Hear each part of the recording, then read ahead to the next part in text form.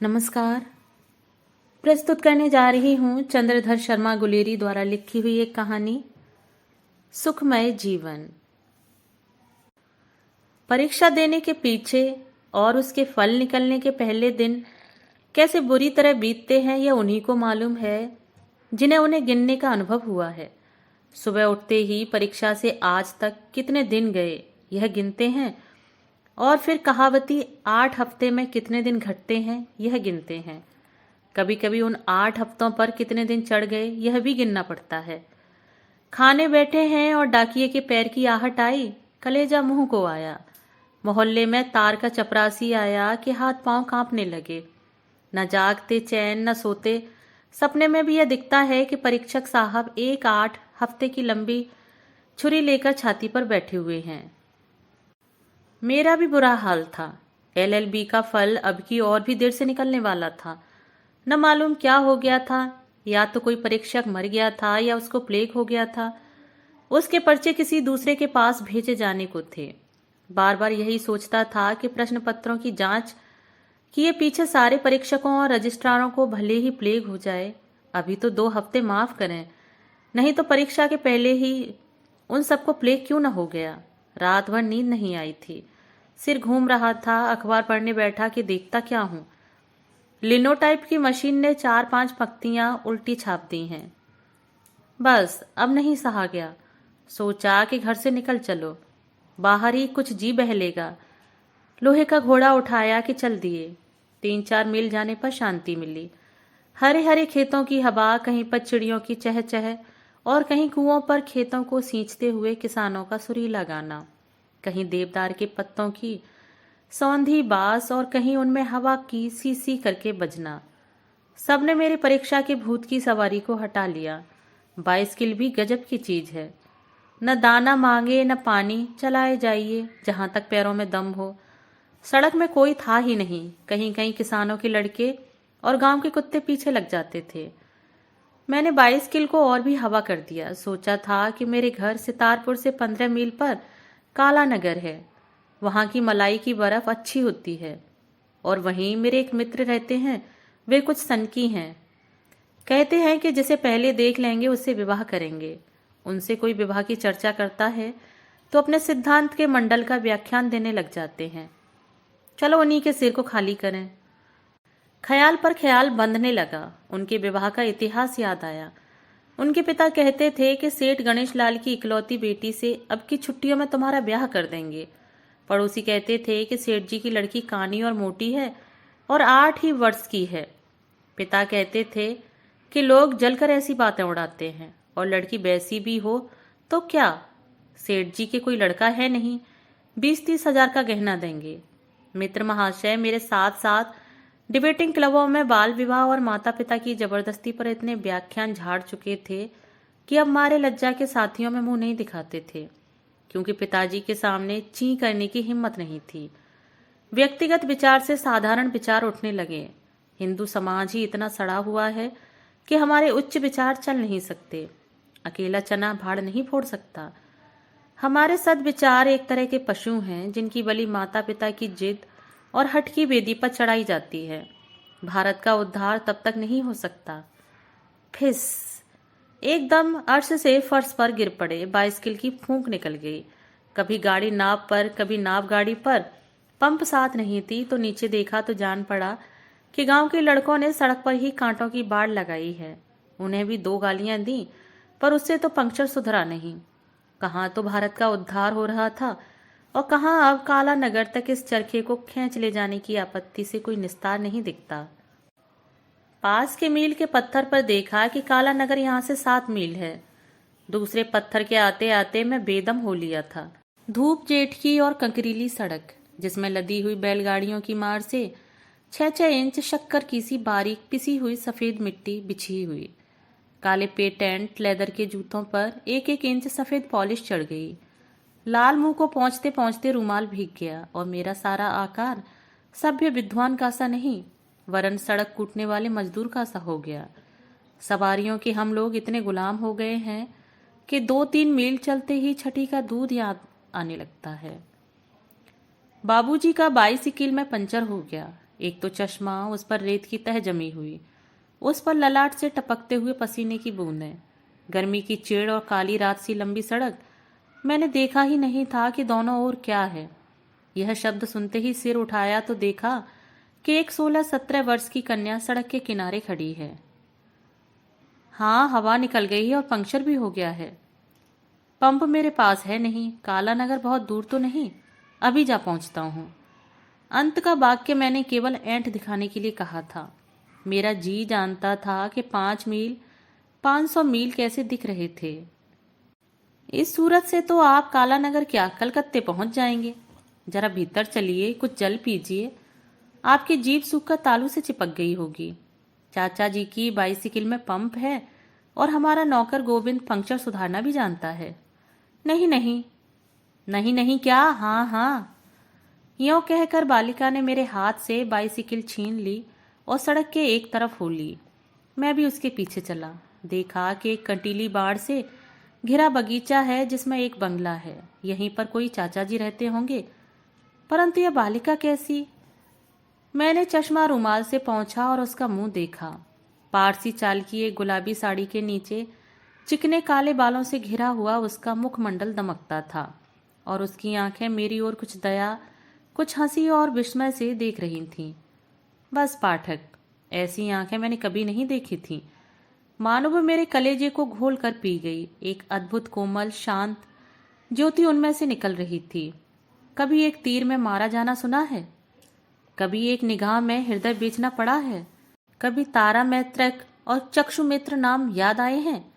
मैंने एक सेकंड में सोचा और निश्चय कर लिया कि ऐसी सुंदर आंखें त्रिलोकी में न होंगी, और यदि किसी स्त्री की आंखों को प्रेम बुद्धि से कभी देखूंगा तो इन्हीं को। आप सितारपुर से आए हैं, आपका नाम क्या है? मैं जयदेव शरण वर्मा हूँ। आपके चाचा जी? ओहो, बाबू जयदेव शरण वर्मा, बीए, जिन्होंने सुखमय जीवन लिखा है। मेरा बड़ा सौभाग्य है कि आपके दर्शन हुए।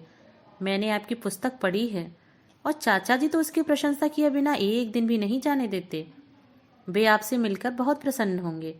बिना भोजन किए आपको न जाने देंगे, और आपके ग्रंथ को पढ़ने से हमारा परिवार सुख कितना बड़ा है इस पर कम से कम 2 घंटे तक व्याख्यान देंगे।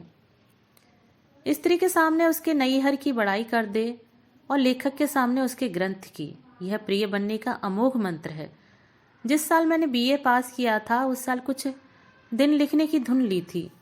लॉ कॉलेज के फर्स्ट ईयर में सेक्शन और कोड की परवाह न करके एक सुखमय जीवन नामक पोथी लिख चुका था। समालोचकों ने आड़े हाथों लिया था और वर्ष भर में 17 प्रतियां बिकी थीं। आज मेरी कदर हुई कि कोई उसको सराहने वाला तो मिला। इतने में हम लोग बरामदे में पहुंचे, जहां पर कन टोप पहने, पंजाबी ढंग की दाढ़ी रखे एक अधेड़ महाशय कुर्सी पर बैठे पुस्तक पढ़ रहे थे। बालिका बोली, चाचा जी, आज आपके बाबू जयदेव शरण वर्मा बीए को साथ लाई हूँ। इनकी बाइसिकल बेकाम हो गई है। अपने प्रिय ग्रंथकार से मिलाने के लिए कमला को धन्यवाद तो दीजिए। दीजिए उनके पंप भूल आने को। वृद्ध ने जल्दी ही चश्मा उतारा और दोनों हाथ बढ़ाकर मुझसे मिलने के लिए पैर बढ़ाए। कमला, जरा अपनी माता को तो बुला ला। आइए बाबू साहब, आइए। मुझे आपसे मिलने की बड़ी उत्कंठा थी। मैं गुलाब राय वर्मा हूँ। पहले कमसेरियट में हेड क्लर्क था, अब पेंशन लेकर इस एकांत स्थान में रहता हूँ। 2 गौ रखता हूँ और कमला तथा उसके भाई प्रबोध को पढ़ाता हूँ। मैं ब्रह्म समाजी हूँ, मेरे यहाँ पर्दा नहीं है। कमला ने हिंदी मिडिल पास कर लिया है। हमारा समय शास्त्रों के पढ़ने में बीतता है। मेरी धर्मपत्नी भोजन बनाती है और कपड़े सी लेती है। मैं उपनिषद और योग वासिष्ठ का तर्जुमा पढ़ा करता हूँ। स्कूल में लड़के बिगड़ जाते हैं, प्रबोध को इसीलिए घर पर पढ़ाता हूँ। इतना परिचय दे चुकने पर वृद्ध ने श्वास लिया। मुझे इतना ज्ञान हुआ कि कमला के पिता मेरी जाति के ही हैं। जो कुछ उन्होंने कहा था उसकी ओर मेरे कान नहीं थे। मेरे कान उधर से जिधर से माता को लेकर कमला आ रही थी। आपका ग्रंथ बड़ा ही अपूर्व है। दाम्पत्य सुख चाहने वालों के लिए लाख रुपए से भी अनमोल है। धन्य है आपको। स्त्री को कैसे प्रसन्न रखना, घर में कलह कैसे नहीं होने देना, बाल बच्चों को क्यों कर सच्चरित्र बनाना, इन सब बातों में आपके उपदेश पर चलने वाला पृथ्वी पर ही स्वर्ग सुख भोग सकता है। पहले कमला की माँ और मेरी कभी खटपट हो जाया करती थी। उसके ख्याल अभी पुराने ढंग के हैं, पर जब से मैं रोज भोजन पीछे उसे आध घंटे तक आपकी पुस्तक का पाठ सुनाने लगा हूँ, तब से हमारा जीवन हिंडोले की तरह झूलते झूलते बीतता है। मुझे कमला की माँ पर दया आई, जिसको वह कूड़ा करकट रोज सुनना पड़ता होगा। मैंने सोचा कि हिंदी के पत्र संपादकों में यह बूढ़ा क्यों ना हुआ। यदि होता तो आज मेरी तूती बोलती। आपको गृहस्थ जीवन का कितना अनुभव है, आप तो सब कुछ जानते हैं। भला इतना ज्ञान कभी पुस्तकों में मिलता है? कमला की माँ कहा करती थी कि आप केवल किताबों के कीड़े हैं, सुनी सुनाई बातें लिख रहे हैं। मैं बार बार यह कहता था कि इस पुस्तक के लिखने वाले को परिवार का खूब अनुभव है। धन्य है आपकी सहधर्मिणी, आपका और उसका जीवन कितना सुख से बीतता होगा। और जिन बालकों के आप पिता हैं, वे कैसे बड़भागी हैं कि सदा आपकी शिक्षा में रहते हैं। आप जैसे पिता का उदाहरण देखते हैं। कहावत है कि वैश्या अपनी अवस्था कम दिखाना चाहती है और साधु अपनी अवस्था अधिक दिखाना चाहता है। भला ग्रंथकार का पद इन दोनों में से किसके समान है? मेरे मन में आई कि कह दूं कि अभी मेरी 25वां वर्ष चल रहा है। कहाँ का अनुभव और कहाँ का परिवार। फिर सोचा कि ऐसा कहने से ही मैं वृद्ध महाशय की निगाहों से उतर जाऊंगा और कमला की माँ सच्ची हो जाएगी कि बिना अनुभव के छोकरे ने गृहस्थ के कर्तव्य धर्मों पर पुस्तक लिख मारी है। यह सोचकर मैं मुस्कुरा दिया और ऐसी तरह से मुंह बनाने लगा कि वृद्ध समझा अवश्य मैं संसार समुद्र में गोते मारकर नहाया हुआ हूँ। वृद्ध ने उस दिन मुझे जाने नहीं दिया। कमला की माता ने प्रीति के साथ भोजन कराया और कमला ने पान ला दिया। न मुझे अब काला नगर की मलाई की बर्फ याद रही, न सन की मित्र की। चाचा जी की बातों में भी सैकड़ों सत्तर तो मेरी पुस्तक और उनके रामबाण लाभों की प्रशंसा थी, जिसको सुनते सुनते मेरे कान दुख गए। फिर सैकड़ों बार वह मेरी प्रशंसा और मेरे पति जीवन और पितृ जीवन की महिमा गा रहे थे। काम की बात 20वां हिस्सा थी, जिसे मालूम पड़ा कि अभी कमला का विवाह नहीं हुआ। उसे अपनी फूलों की क्यारी को संभालने का बड़ा प्रेम है। सखी के नाम से महिला मनोहर मासिक पत्र में लेख भी लिखा करती है। सायंकाल को मैं बगीचे में टहलने निकला। देखता क्या हूं कि एक कोने में केले के झाड़ों के नीचे मोतियों और रजनीगंधा की क्यारियां हैं। कमला उनमें पानी दे रही है। मैंने सोचा कि यही समय है, आज मरना है या जीना है। उसको देखते ही मेरे हृदय में प्रेम की अग्नि जल उठी थी और दिन भर वहां रहने से वह धधकने लग गई थी। 2 ही पहर में मैं बालक से युवा हो गया था। अंग्रेजी महाकाव्यों में, प्रेममय उपन्यासों में और कोर्स के संस्कृत नाटकों में जहां जहां प्रेमिका प्रेमिका वार्तालाप पड़ा था, वहां वहां का दृश्य स्मरण करके वहां वहां के वाक्यों को ढूंढ रहा था, पर यह निश्चय नहीं कर सका कि इतने थोड़े परिचय पर भी बात कैसे करनी चाहिए। अंत में अंग्रेजी पढ़ने वाले की धृष्टता ने आर्य कुमार की शालीनता पर विजय पाई और चपलता कहिए, बेसमझी कहिए, ढीठपन कहिए, पागलपन कहिए, मैंने दौड़कर कमला का हाथ पकड़ लिया।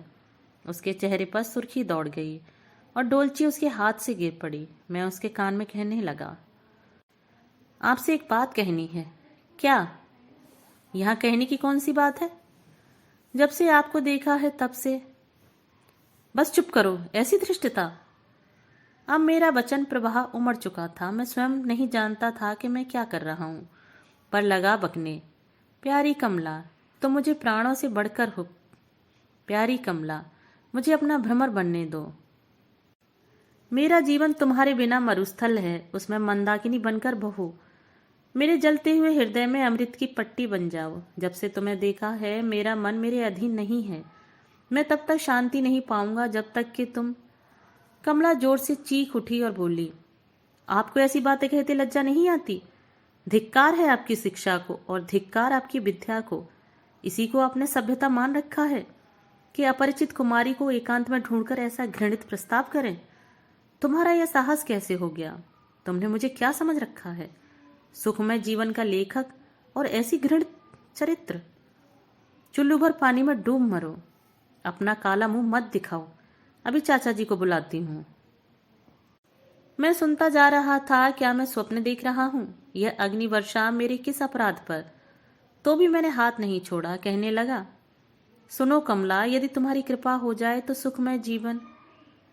देखा तेरा सुखमय जीवन, आस्तीन के सांप, पापात्मा, मैं इन्हें साहित्य से भी जानकर और ऐसे उच्च विचारों का लेखक समझकर तुझे अपने घर में घुसने दिया और तेरा विश्वास और सत्कार किया था। प्रछन्न पापिन, बकदाम्भिक, बिड़ाल वृत्तिक, मैंने तेरी सारी बातें सुन ली हैं। चाचा जी आकर लाल लाल आंखें दिखाते हुए क्रोध से कांपते हुए कहने लगे, शैतान, तुझे यहाँ आकर माया जाल फैलाने का स्थान मिला। ओह, मैं तेरी पुस्तक से छला गया। पवित्र जीवन की प्रशंसा में फार्मों के फार्म काले करने वाले, तेरा ऐसा हृदय, कपटी, विष के घड़े। उनका धारा प्रभाव बंद ही नहीं होता था, पर कमला की गालियां और थीं और चाचा जी की और। मैंने भी गुस्से में आकर कहा, बाबू साहब जवान संभाल कर बोलिए। आपने अपनी कन्या को शिक्षा दी है और सभ्यता सिखाई है। मैंने भी शिक्षा पाई है और कुछ सभ्यता सीखी है। आप धर्म सुधारक हैं। यदि मैं आपसे गुण रूपों पर आसक्त हो गया तो अपना पवित्र प्रणय उसे क्यों न बताऊं। पुराने ढर्रे के पिता दुराग्रही होते सुने गए हैं। आपने क्यों सुधार का नाम लजाया है? तुम सुधार का नाम मत लो, तुम तो पापी हो, सुखमय जीवन के कर्ता हो।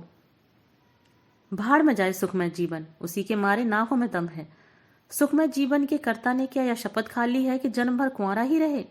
क्या उसे प्रेम भाव नहीं हो सकता? क्या उसमें हृदय नहीं होता? हैं? जन्म भर कुंवारा है काहे की? मैं तो आपकी पुत्री से निवेदन कर रहा था कि जैसे उसने मेरा हृदय हर लिया है, वैसे यदि अपना हाथ मुझे दे तो उसके साथ सुखमय जीवन के उन आदर्शों का प्रत्यक्ष अनुभव करूं जो अभी तक मेरी कल्पना में है। पीछे हम दोनों आपकी आज्ञा मांगने आते, आप तो पहले ही दुर्वासा बन गए। तो आपका विवाह नहीं हुआ? आपकी पुस्तक से तो जान पड़ता है कि आप कई वर्षों के गृहस्थ जीवन का अनुभव रखते हैं। तो कमला की माता ही सच्ची थी। इतनी बातें हुई थी, पर न मालूम क्यों मैंने कमला का हाथ नहीं छोड़ा था। इतनी गर्मी के साथ शास्त्रार्थ शुरू हो चुका था, परंतु वह हाथ जो क्रोध के कारण लाल हो गया था, मेरे हाथ में ही पकड़ा हुआ था। अब उसमें सात्विक भाव का पसीना आ गया था और कमला ने लज्जा से आंखें नीची कर ली थीं। विवाह के पीछे कमला कहा करती है कि न मालूम विधाता की किस कला से उस समय मैंने तुम्हें झटक कर अपना हाथ नहीं खींच लिया। मैंने कमला के दोनों हाथ खींचकर अपने हाथों के संपुट में ले लिए और उन्हें उसने हटाया नहीं, और इस तरह चारों हाथ जोड़कर वृद्ध से कहा, चाचा जी, उस निकम्मी पोथी का नाम मत लीजिए। बेशक कमला की माँ सच्ची हैं। पुरुषों की अपेक्षा स्त्रियां अधिक पहचान कर सकती हैं कि कौन अनुभव की बातें कर रहा है, कौन हाँक रहा है। आपकी आज्ञा हो तो कमला और मैं दोनों सच्चे सुखमय जीवन का आरंभ करें। 10 वर्ष पीछे मैं जो पोथी लिखूंगा उसमें किताबी बातें न होंगी, केवल अनुभव की बातें होंगी। वृद्ध ने जेब से रूमाल निकालकर चश्मा पोंछा और फिर अपनी आंखें पोंछी। आंखों पर कमला की माता की विजय होने के क्षोभ के आंसू थे या घर बैठी पुत्री को योग्य पात्र मिलने के हर्ष के आंसू, राम जाने। उन्होंने मुस्कराकर कमला से कहा, दोनों मेरे पीछे पीछे चले आओ। कमला, तेरी माँ ही सच कहती थी। वृद्ध बंगले की ओर चलने लगे। उनकी पीठ फिरते ही कमला ने आंखें मूंद कर मेरे कंधे पर सिर रख दिया। दोस्तों, अभी आप सुन रहे थे चंद्रधर शर्मा गुलेरी द्वारा लिखी हुई कहानी सुखमय जीवन। कहानी आपको पसंद आई हो तो कहानी के संबंध में अपने विचार मुझे कमेंट बॉक्स में जरूर साझा करें। धन्यवाद।